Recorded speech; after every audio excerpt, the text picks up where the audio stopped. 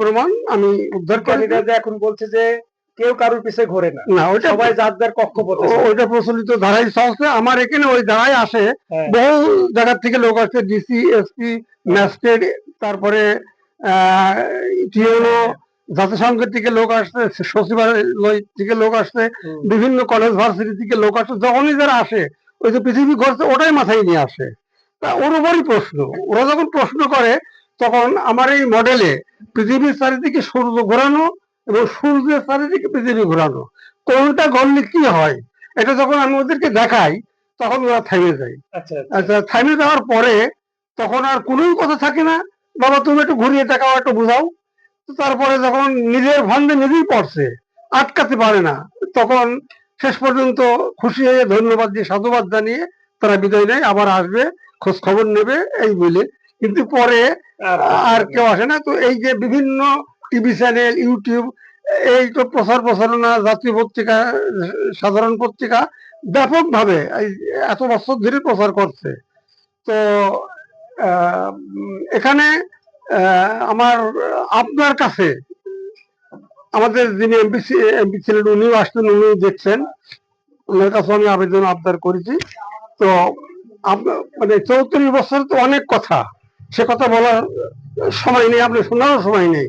তো আমি আপনার কাছে যেটুকু শোনাবো সেটুকু হলো যে সরকারের লোক বহু আসছে কিনে, কিন্তু সরকারের তরফ থেকে কোনো লোক, কোনো টিম এ পর্যন্ত আসেনি। এক কথায় সরকার কান পর্যন্ত আমার এই 34 বছরের গবেষণা পৌঁছিয়েছে কিনি, এটা পৌঁছায়নি।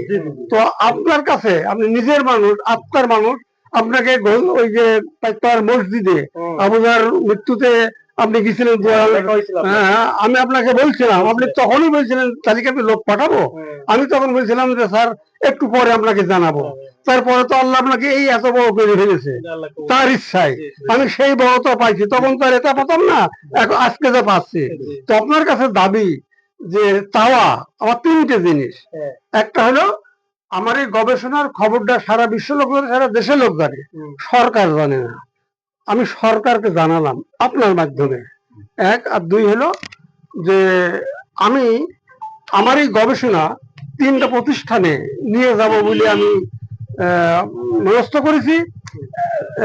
ঢাকা বিশ্ববিদ্যালয়, জাহাঙ্গীরনগর বিশ্ববিদ্যালয়, তো এই কয়টা বিশ্ববিদ্যালয়ে আমি নিয়ে যাব আপনার মাধ্যমে। আপনি একটু কোনো থেকে ছুঁয়ে দিলি আমি পাঠালাম, তোমরা একটু ওনাকে সুযোগ করে দিও। তো এটুকু করে দিলে আমি ওখানে জায়গা পাবো, আমার বিষয়গুলো আমি ওখানে বিস্তারিত বলতে পারবো। আর 3 নম্বর হলো যে আমি এই 34 বছর আমি নিঃসন্তান, আমার স্ত্রীটাও মারা গিয়েছে, আমি আমার ভিটে বাড়িটুকু বিক্রি করে এই প্রতিষ্ঠান আমি 34 বছর নিজ খরচে চালিয়ে আসছি।